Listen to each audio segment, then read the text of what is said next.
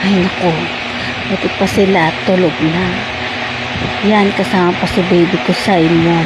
Buti sila mga tulog na tulog. Ako, gising na gising pa. Nakakainis. Nakakainis naman, makatulog. Buti pa sila. Dreams na sila, ng sweet na dreams na sila. Nakakainis naman. Nakakainis naman kasi kanina, nakatulog ako kanina eh. Kasi ito si kapatid, si Tabatchoy, kasama ko kanina, wala siyang pasok, rest day siya. Kaya ayoko natutulog sa tanghali din. Hindi ko akalain ang haba ng tinulog ko dahil. Nagigising ako alas 4 na. Ang ending, hirap na hirap ako matulog. Hindi ako makatulog. Sila tulog na yung mga kasama ko. Ako hindi pa ako makatulog. Ano bang dapat kong gawin?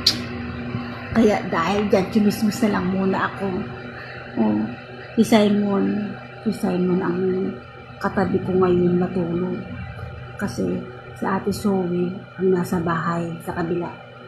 Siyempre palitan sila. Sanay na sanay kasi sila, nakasama ko sila matulog simula nung lumabas sila sa mundo. Dahil nagkahiwa-hiwalay na kami sa apartment, ang mga bata, papalit-palit sila sa bahay. Dahil gustong-gusto nila, kasama din ni Mami. Siyempre, tagal-tagal ko na nag-alaga sa kanila noon. Kaya, may mga time lang na hindi ko pinapapunta kasi pag makukulit, ay, doon na muna kayo matulog sa bahay niyo. Na-stress lang ako dahil. Kaya yan. Ngayon, ang nakapwesto, si Simon. Kasi si Ate Zoe nandun sa kabila. Minsan lang sila nagsasabay sa akin matulog pag walang pasok yung papa niya.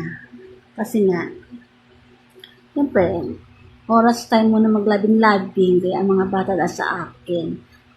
Ganun talaga ang buhay. Nagsapil naman na sa akin mga bata. Wala lang ngayon. Ano oras kayo makatulog ba? Goodbye na nga sa inyo. Pipikit na lang ako baka sakali. Baka sakali ako makatulog kahit hindi ako inaantok.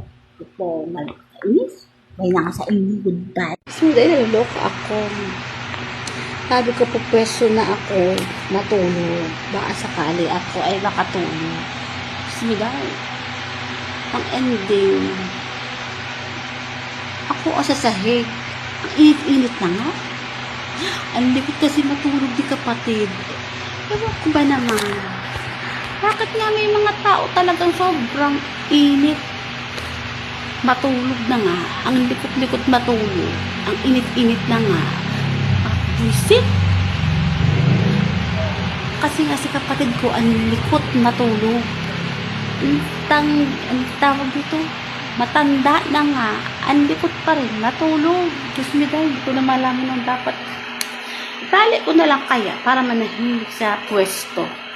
Diyos me dahil, pati nga ang bata, umiilag na lang din. Muna na lang si Simon, medyo okay katabi. Kasi kung ano yung tulog niya, ayun na ang gising niya magdamag. Si Ate Zoe, pareho yan. Saka si kapatid. Yung ang tawag niya, magtiyahin. Pareho, malilikot, matulog. Sipaan ang ending, pati ako nasisipa. Ano kayo makatulog? Mga anong oras? Gusto ko na makatulog. Ang isip na yun eh. Huwag ka naman matulog ng gantong gabi. Wala naman akong dapat gawin. Chichismis na ako ng chichismis. Ay, gusto mo nakakaloka na. Try ulit. Take 2. Tulog tayo. Okay? Take 2 ulit tayo. Ako lang. Bahala na nga kayo. Ako lang matulog. Hindi lang umikit.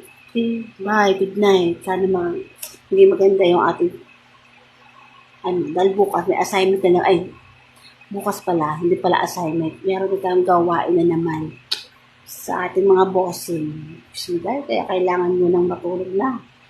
Makatang ulit. Bye!